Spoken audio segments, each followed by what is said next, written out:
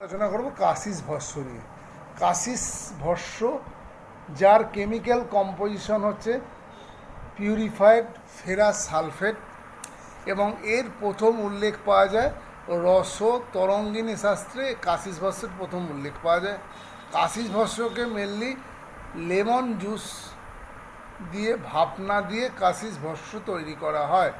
এবার কাশিস ভস্য কী কী রোগ ইউজ করা হয়? কাশিস ভস্য হচ্ছে drug of choice in case of liver প্রবলেমের ক্ষেত্রে কাশিস ভস্যকে একটা অমৃত বলে উল্লেখ করা হয়।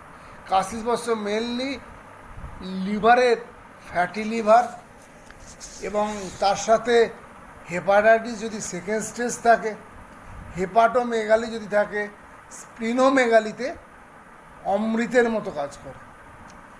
এছাড়াও যদি মেগালোব্লাস্টিক অ্যানিমিয়া বা আর্টিকেরিয়া উরাইটিস মানে চুলকানি এই রোগের ক্ষেত্রে কাশিস ভস্য কিন্তু আয়ুর্বেদ শাস্ত্রে প্রচুর পরিমাণে ইউজ করা হয়।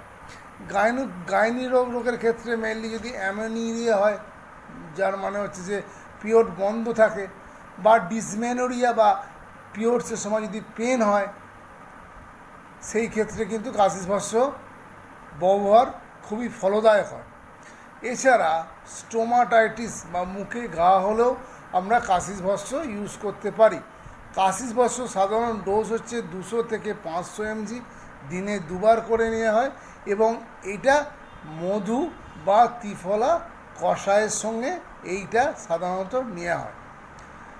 আজকের আলোচনা এই অবধি। আমাদের ভিডিও যদি আপনাদের ভালো লাগে, আপনাদের বলবো ভিডিওটা লাইক এবং শেয়ার করতে, এবং এই চ্যানেলে আয়ুর্বেদিক বিভিন্ন ওষুধ, আয়ুর্বেদিক পদ্ধতিতে বিভিন্ন রোগের ট্রিটমেন্ট সম্বন্ধে ডিসকাস করা হয়।